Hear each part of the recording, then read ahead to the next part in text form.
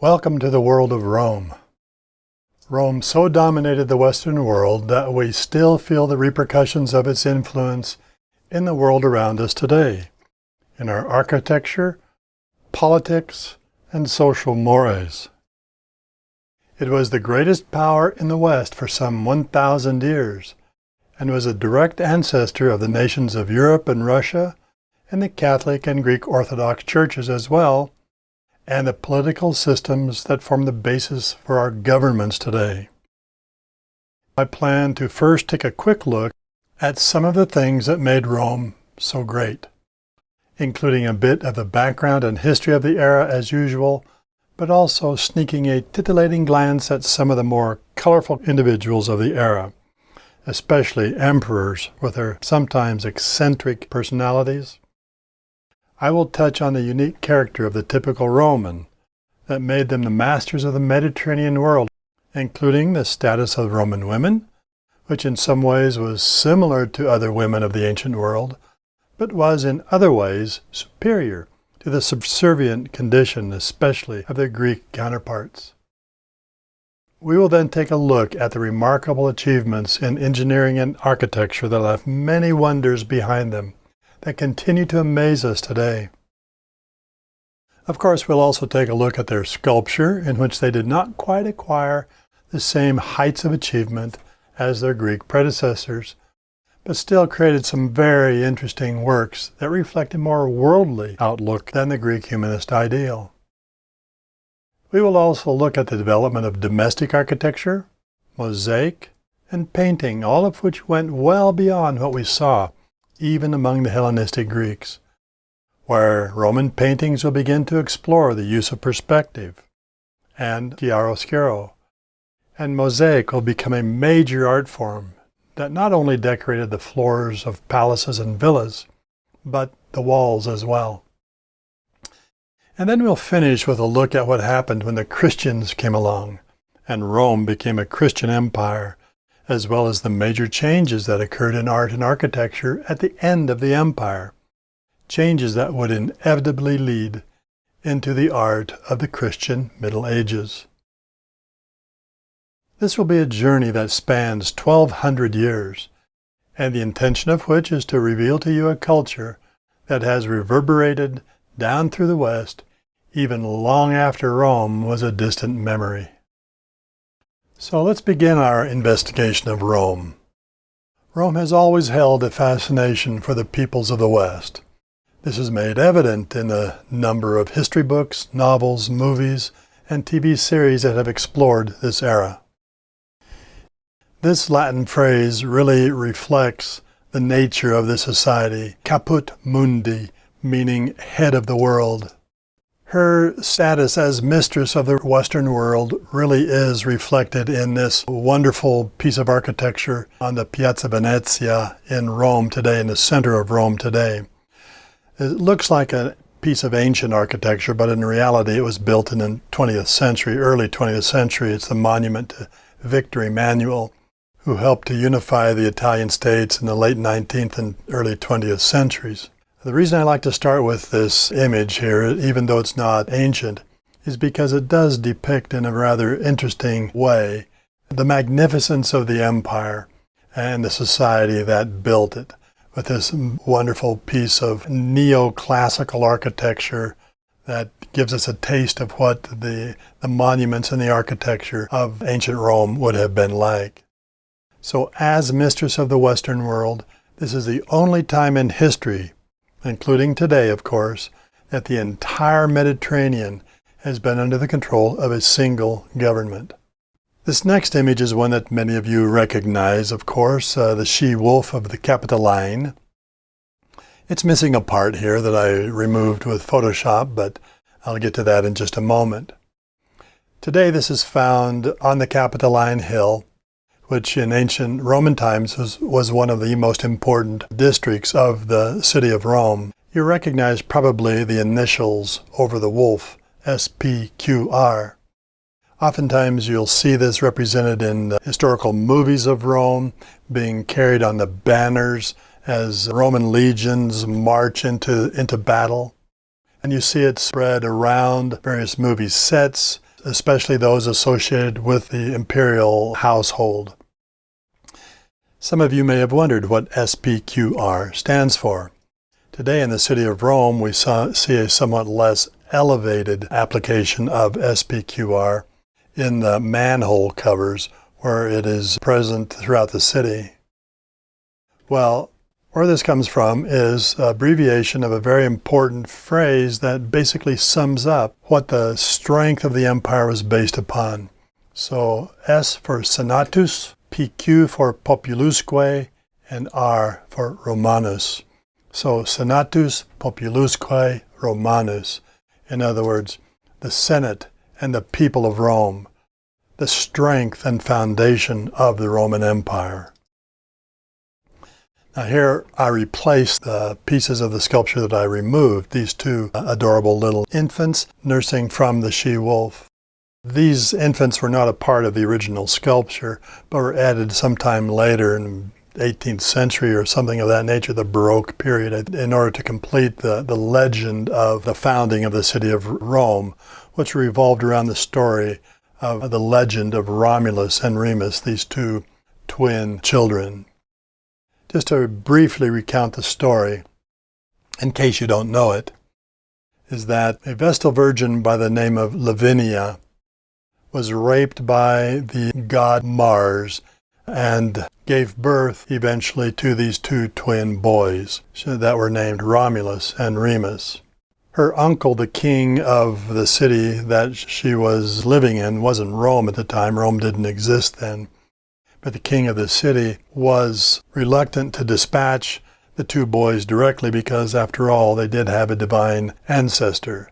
So instead, he had them put into a basket and thrown into the Tiber River, which was in flood at the time, hoping that they would drown.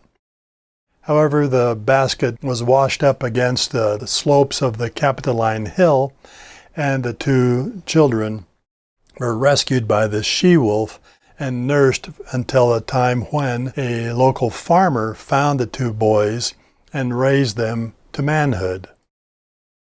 Once they had achieved manhood, they decided to establish a city on the very site where they had been rescued by the wolf. So they couldn't decide which of them should be king of the city, since they were both the same age, being twins. They didn't know which one was the elder of the two. So they decided to let the gods determine this for them. So Romulus went on to the Palatine Hill, and Remus went on to another nearby hill to look for divine signs. The first sign to show up was a flight of vultures. 6 vultures flew over Remus on his hill.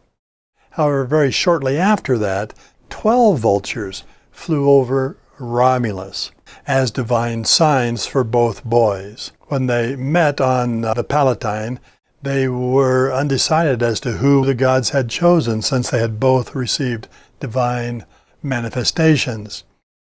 Remus declared that his claim was the strongest because his had been the first, but Romulus claimed that his was the strongest because he had more vultures.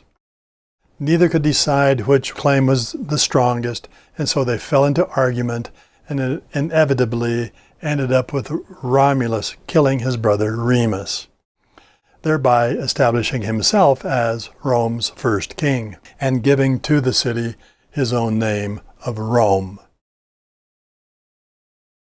The Roman eras that we're going to be taking a look at are not as numerous as the classical Greek period.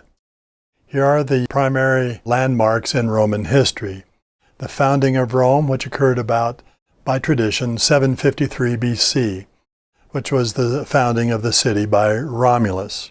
It's interesting to note that this is not that different from the date that the Greeks used to start counting their calendar from in 776, the founding of the first Olympic Games. Then the Etruscan monarchy. This was a period of time when Rome's neighbors to the north, a group of people by the name of the Etruscans, came south and took over control of this fledgling city that was located on the banks of the Tiber River. because of its control of an advantageous crossing point, traditionally they are the ones that help the village to grow into a notable city. They controlled the city for about 100 years, 600 BC to 500 BC. Now, the Roman citizens grew to despise control by a foreign power and eventually rose up 500 BC and drove them out of Rome. After having driven out this foreign monarchy, they swore to never be ruled by a foreign king again, or any king for that matter. And this led to the establishment of the Republic. Now, the Republic lasted for about 500 years, during which time Rome was ruled by the Senate, a group of wealthy aristocrats that controlled the destiny of Rome for a very long time. Then we have the early empire. This was established in 27 BC by Octavian, who became the first Roman emperor. This was the story of Octavian defeating Antony and Cleopatra. The empire is going to last for almost 100 years. And then we come to the period of the High Empire, which is another century in time. This is a period of time when Rome reaches its greatest extent in terms of territorial control and will create some of its most remarkable architectural achievements, as well as be ruled by a group of very highly respected Roman emperors. This, however, will lead to the period of time known as the Late Empire.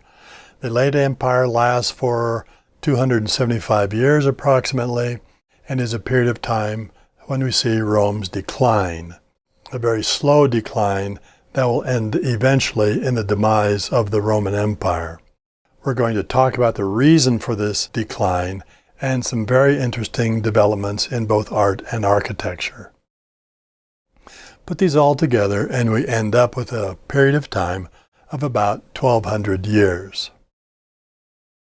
So before we begin looking at Roman art and architecture, I'd like to talk a little bit about Roman character as a way of trying to understand how they were able to conquer the entire West, including all of the Hellenistic kingdoms, in such a short time, and then how they were able to dominate the West for nearly 1,000 years. So if we take a look at the Roman character, I think it helps us to understand how they were able to accomplish these things. So one of the things about the Romans that we consider that to be typical of them is that they were very practical, down-to-earth people, unlike the Greeks that were rather high-minded for the most part. In fact, historians today oftentimes refer to the Romans as being engineers rather than philosophers. Another characteristic feature of the Roman character was an extreme reverence for the past. In fact, if you as an individual or a Roman family expected to play any significant role within Roman society at all, you had to be able to trace your ancestral lineage back as far as possible, right to the founding of the city of Rome itself. If you're able to do that, then you're able to be worthy of, you have earned basically, you're able to be worthy of respect. In fact, we're going to see that one of the unique characteristics of Roman portrait sculpture is going to be influenced by this reverence for the past, especially during the Republican era, and we'll take a look at some of those remarkable portraits a little bit later. An example of this reverence for the past can be seen also in, let's say, the attitude that the Romans had toward the Jewish people. The Romans despised the Jews for the most part, did not respect them as individuals simply because they were considered to be hard-headed, close-minded, stiff-necked, immovable, and typically rebellious troublemakers. However, they did respect the culture simply because the history of the Jews was even longer than the history of the Romans. Another side note here of interest is that when, on the other hand, the Christians come along, as you undoubtedly are aware, the Romans did not like the Christians, and there was always conflict there between these two cultures, these two mindsets. One of the reasons for that is because, as far as the Romans were concerned, the Christians had not earned their place in the empire. They were virtually Johnny-come-latelys and therefore open to suspicion because they had not proven themselves yet through a long history. Another aspect of Roman character that I think would be surprising to most modern people is that they were a highly moral people. Now, this seems contrary to the way we today view Romans, mostly because, as we know, when you have a clash of cultures or of societies, it's the victors that always write the histories. And of course, in the clash between pagan Rome and the Christians of a later period, the Christians ultimately won. Therefore, they're the ones that wrote the histories. And so our view of the Romans is biased by what the Christians had to say about them, which were rarely good things. So we typically see the Romans as being described as being immoral and licentious and debauched and any number of negative kind of characteristics. And today these kind of opinions among us are formed by Hollywood epics and novels and a variety of things like that. However, it's interesting to note that for the Romans, it was the Christians that were immoral. And we'll talk about the reasons for that a little bit later when we talk about the coming of the Christians, what they meant by Christians to be an immoral people.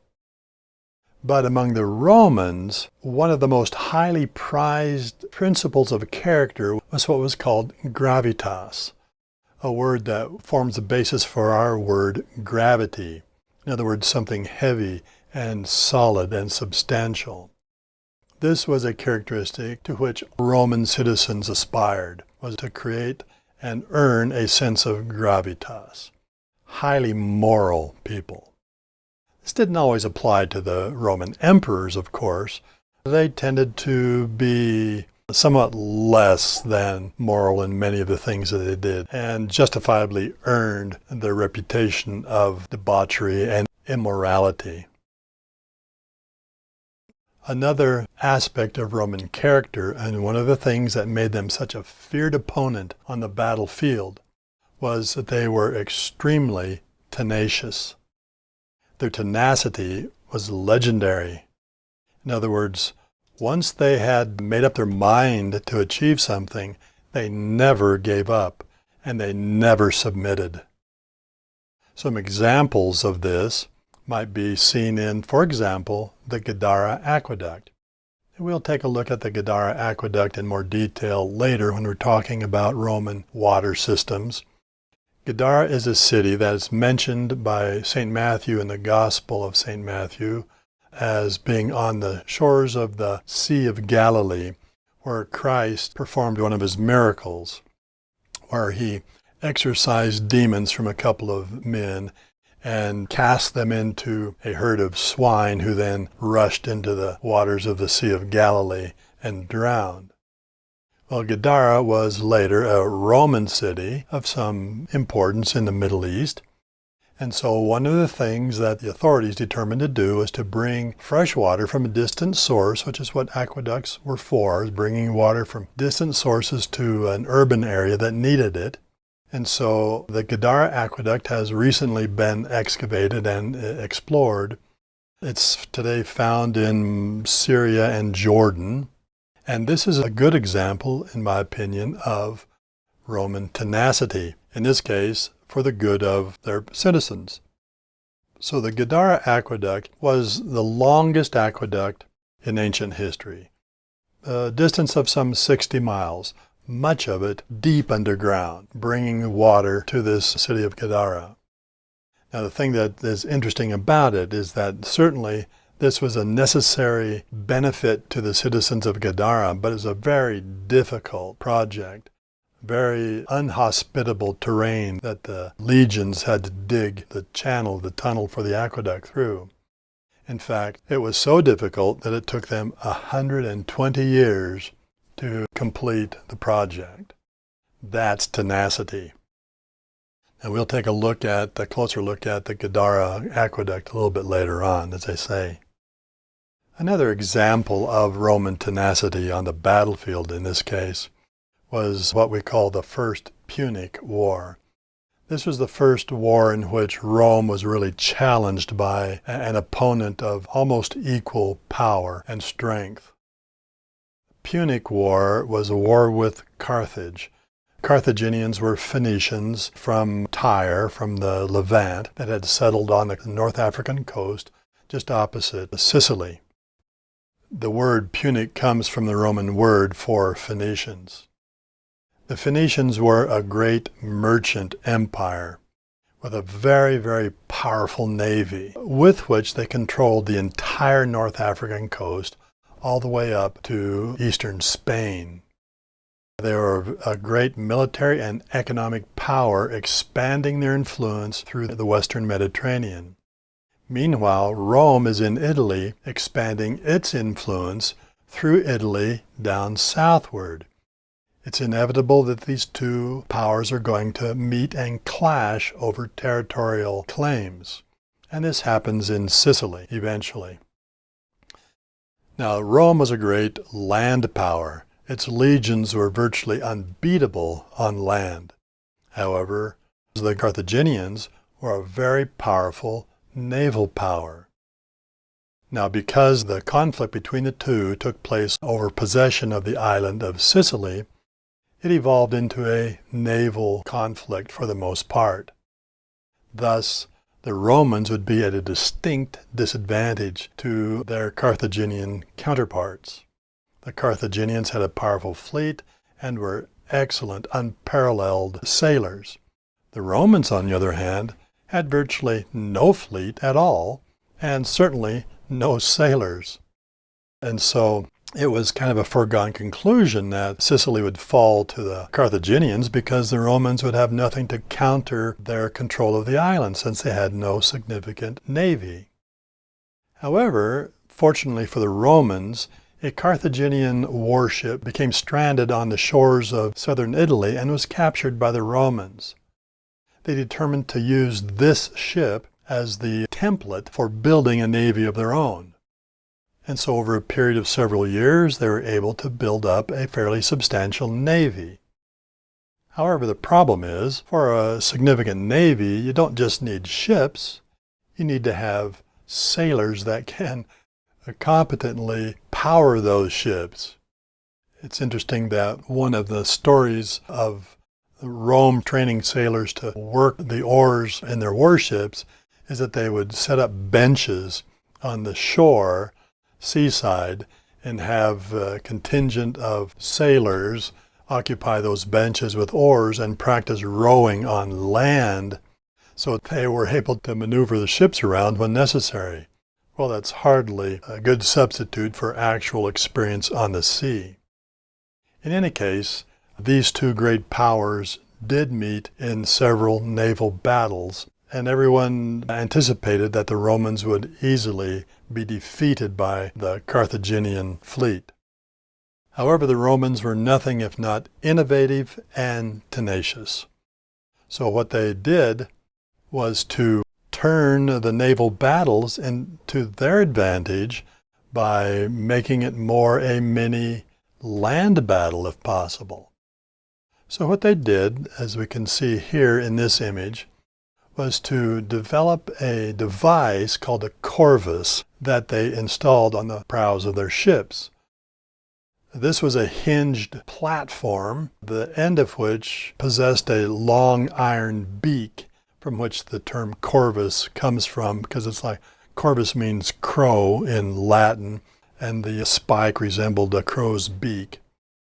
So the idea behind this was that when the Carthaginian navy would maneuver in the typical manner of naval warfare to ram their opponents, the idea was that you would maneuver your ship in such a way that you could drive that bronze beak that was attached to the prow just at the waterline of your warship. You would drive that beak into the side of your enemy, then back up and allow the enemy ship to fill with water and sink. Well, that requires a significant amount of control and seamanship that the Romans didn't possess.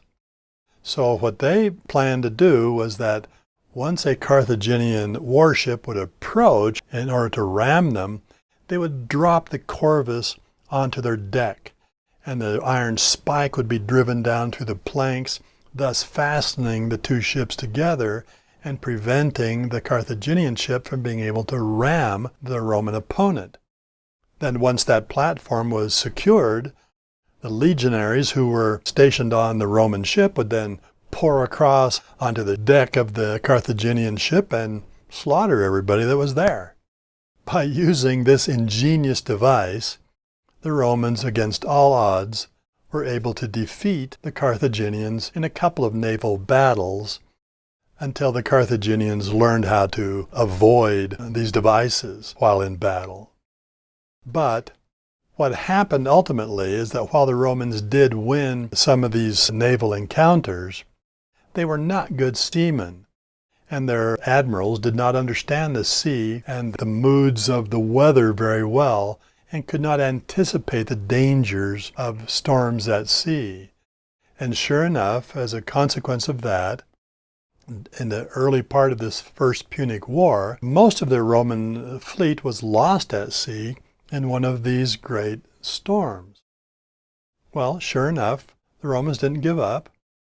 They simply went back to Rome, and over the next couple of years rebuilt their fleet, several hundred vessels, returned to the conflict, and engaged the Carthaginians again. Well, as it came to pass, that fleet was destroyed in a storm as well, leaving only 2 ships to return to Rome unscathed. So what did the Romans do? They give up? They surrender? No, instead, they built a 3rd fleet and sent that out to engage the Carthaginians on the sea. Well, ultimately, the Carthaginians gave up. They surrendered and sued for peace to end this First Punic War, the longest war that Rome had to fight against any people in their expansion throughout the Mediterranean world, and in which they nearly came to a disastrous end, but were always able to pull it out in the end. The Romans eventually fought 3 wars, First, Second, and Third Punic Wars, with the Carthaginians, one of which featured the famous and well-known Carthaginian general Hannibal, who invaded the Italian peninsula and nearly brought Rome to an end, and certainly inflicted some of Rome's most disastrous losses ever inflicted on Roman armies. It was done by Hannibal and his Carthaginian soldiers. So just some examples of the tenacity of the Roman culture, Roman society, and the Roman will.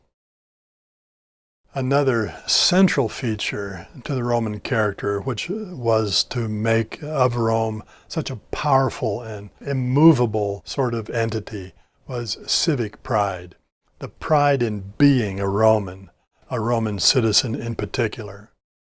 So this was basically demonstrated in the idea of always putting the good of the state before the good of the individual. Everything that you did as a Roman citizen that might require self-sacrifice, you willingly accepted if it furthered the future, the good of the state. So a couple of examples here might help to illustrate this. Roman mothers would tell stories to their children, just like we do today, of course. And these stories involved heroes of the past that illustrated this type of an idea. Courage, bravery, tenacity, ingenuity, and sacrificing your own well-being for the good of the state became embedded into the mindset of Roman children.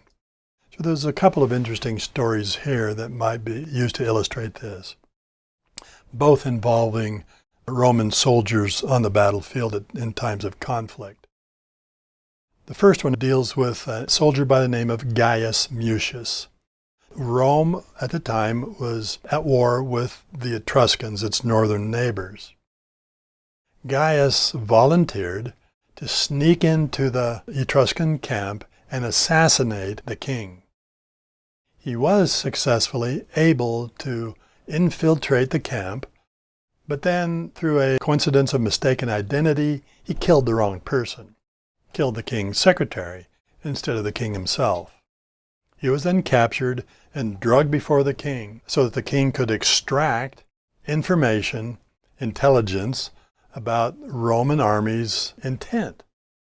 Of course, Gaius was not going to reveal the Roman plans to him. So the Etruscan king decided to extract it from him by torture. So he brought in a cauldron of flaming coals with which to torture Gaius.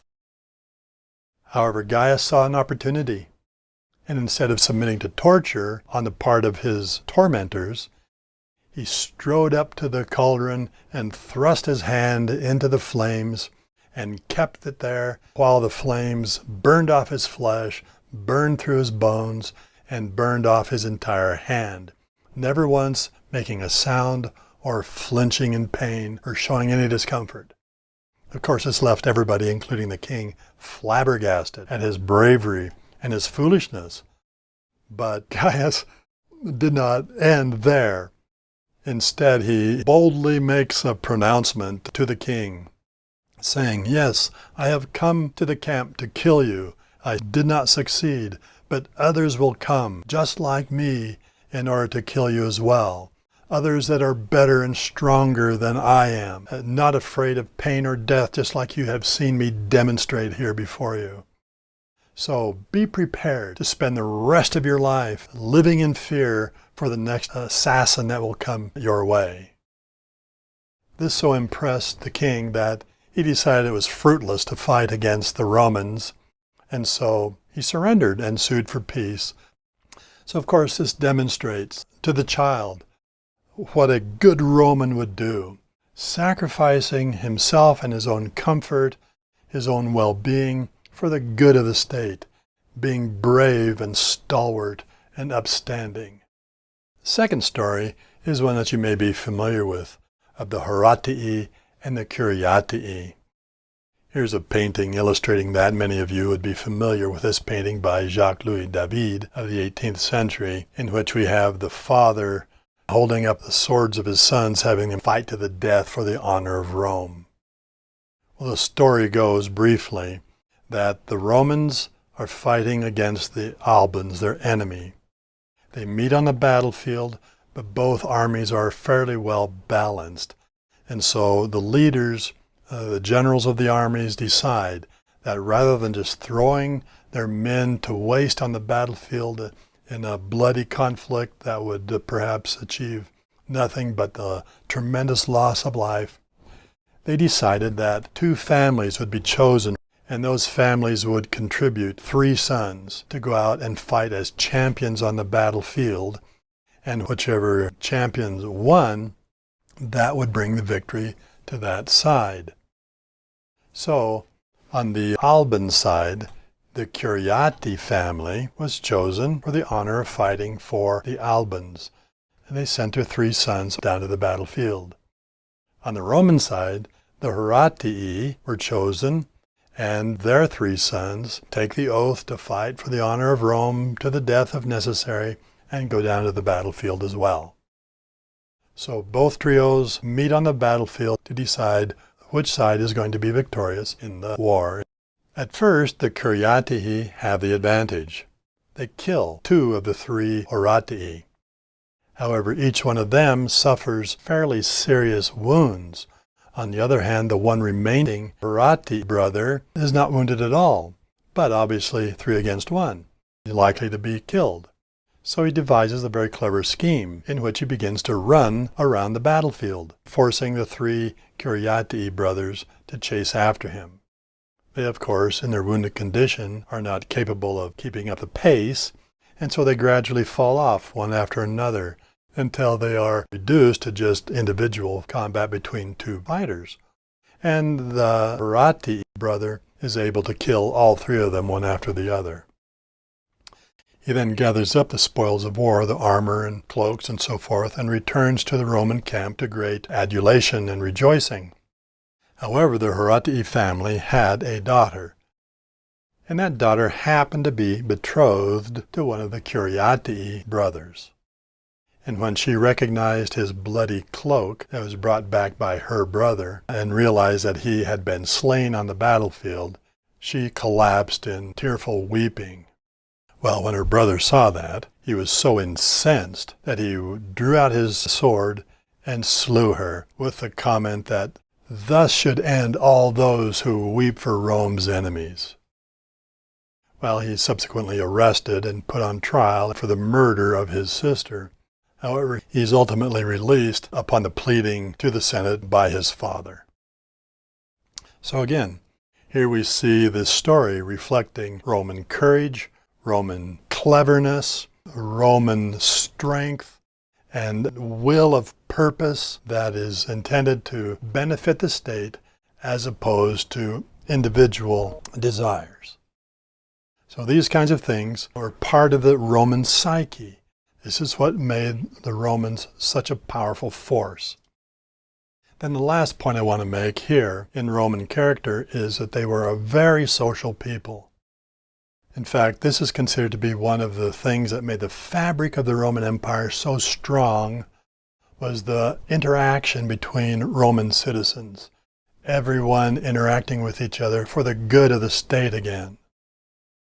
As we'll see in some of the structures that they built, such as public baths and other venues of entertainment and so forth, many of these things were established in order to satisfy this need to interact with each other. And when the call came out for the citizens, the people of Rome, to rise up and defend the Republic or whatever, they all worked together to achieve these aims.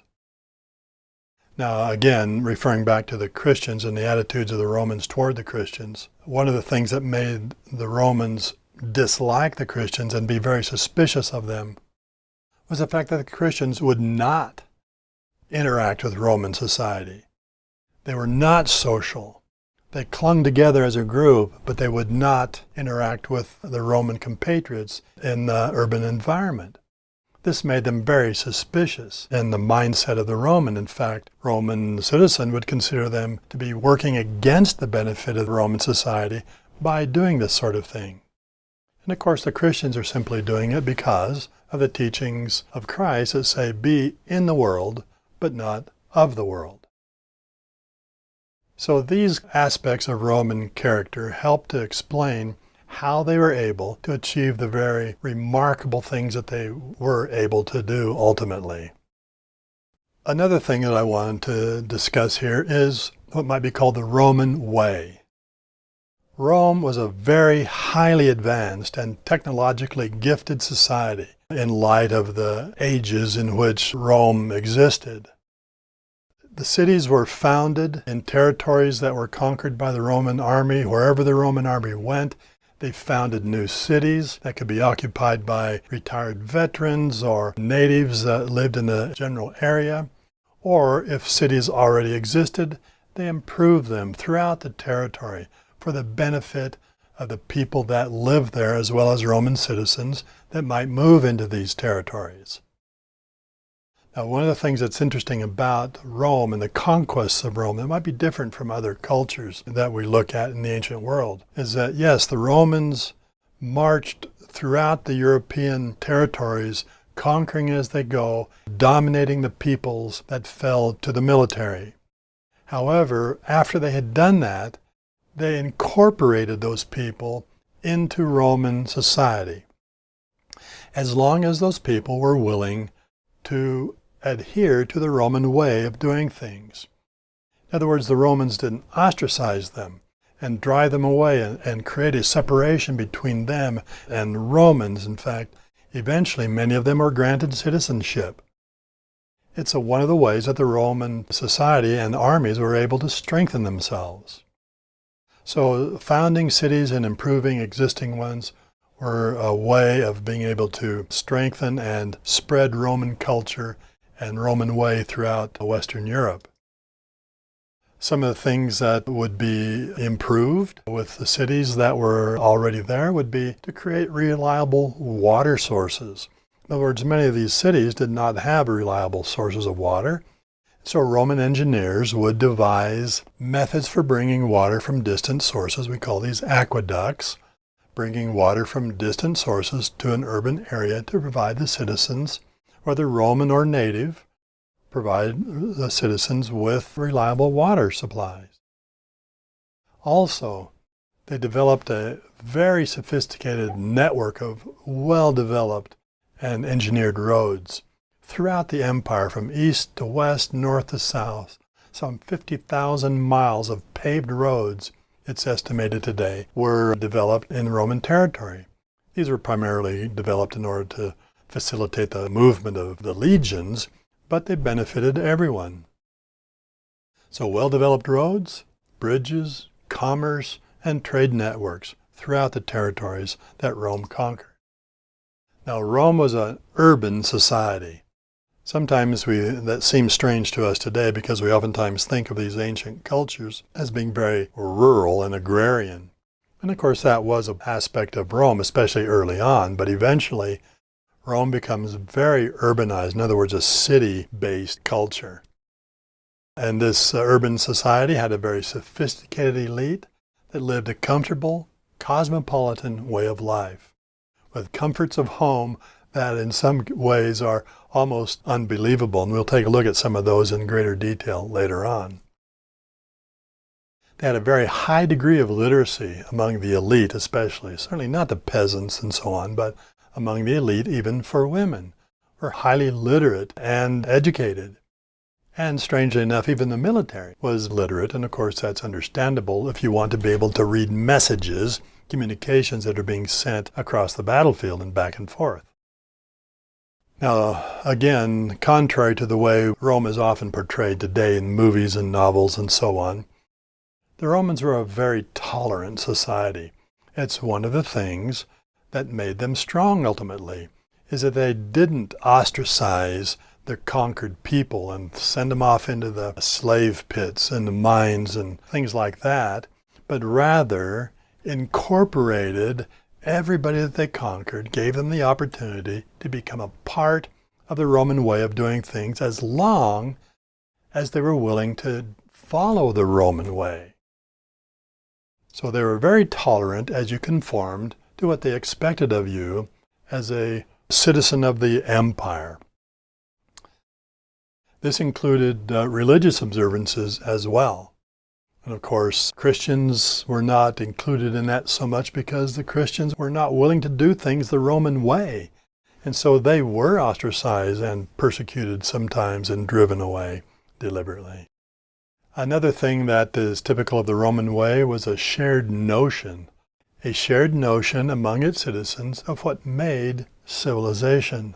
And these were such things as pride in the state and in the society, social interactions, and euergetism for the good of the state. Now, euergetism is an interesting word. Basically, it's a Latin word for something we might call a philanthropist or philanthropy today. In other words, the idea was that if you as a Roman citizen had a privileged position and had gained a significant wealth or advantage because of Roman society, then it was expected that you would give back to that society freely from your own purse, so that many of the interesting kinds of institutions and elements of Roman society were actually a consequence of contributions, donations on the part of well-to-do or influential Roman citizens that wanted to give back to society for the good of the state. And then finally, in terms of the Roman way, the bureaucracy was one of the most efficient ever devised, and the work in the civil service has made everything work smoothly throughout the empire until the last days of the empire, when that all fell apart, as we will take a look at when we get to the end of our lectures on Rome, and will be one of the reasons why the Roman Empire eventually collapsed. And then, of course, in order to protect all of these benefits of society, you had to have the military force to protect the borders and to ensure that your citizens had a sense of safety and prosperity that was made available to everyone. Now, to begin with, the army was composed of citizen soldiers. The solid Roman citizen out working the farm until the call came for a defense of the Republic, and then they would take up arms and go to fight the Etruscans or the Carthaginians or whoever it might be. And then once the battle was over, go back to your farm. Eventually, of course, the Roman army became a professional army of approximately 250,000 strong at the height of the empire, and this was necessary to protect the borders. The Roman territory was so expansive with so many enemies on the borders that these borders needed to be protected, and they were protected very effectively by the Roman army. The last thing that I want to take a look at here is the role of the Roman woman in society, and to contrast this a little bit with the role of Greek woman. So the Roman woman had no official role in public life, no official role. Obviously a very important part of public life, but not a decision maker. However, they nevertheless were oftentimes influential, kind of a power behind the throne, so to speak. Upper-class women were well educated, for the most part. Daughters had legal standing that was equal to the son in a family, very different from Greek society. Marriages, of course, as usual in the ancient world, were arranged by the father for social or economic or political reasons, but the legal relationship with the father and the daughter remained unchanged after her marriage. This allowed her for a certain degree of independence, so that if her husband either died or repudiated her, divorced her, she was not left alone, but had a certain degree of independence that was guaranteed by the influence of the family. They could own land, they could conduct business, and they were not sequestered in the home like was the case with the Greek woman. They could go out into public. They didn't just go wandering alone out through the streets of Rome. That would be rather foolish and dangerous. But nevertheless, they were not sequestered in the home, forced to remain there. They could leave and go into the public places as long as they were accompanied for safety's sake. But they could also, interestingly, could own land and conduct business, so they could have a certain wealth and fortune of their own. Also, interestingly, domestic abuse by the husband was prohibited by law. So as we can see, the Roman woman enjoyed significant advantages over her Greek counterpart. Now again, they did not have a political role to play, but often were influential nevertheless. There were some very powerful women that are recorded in the history of ancient Rome. So we see the Roman woman having certain significant advantages over other women of the era. Now, you probably have all heard the phrase, Rome wasn't built in a day, but it wasn't built by the Romans either. So as we've talked about, Rome began as a rather insignificant little village on the banks of the Tiber River at a place where a crossing was possible from north to south along the trade routes. And it was taken over relatively early, 600 BC, by the Etruscans, who developed it, many scholars believe, into a significant township on the banks of the Tiber. So what we're going to take a look at here next is a quick look at their northern neighbors, the Etruscans. And we'll do that in a following lecture.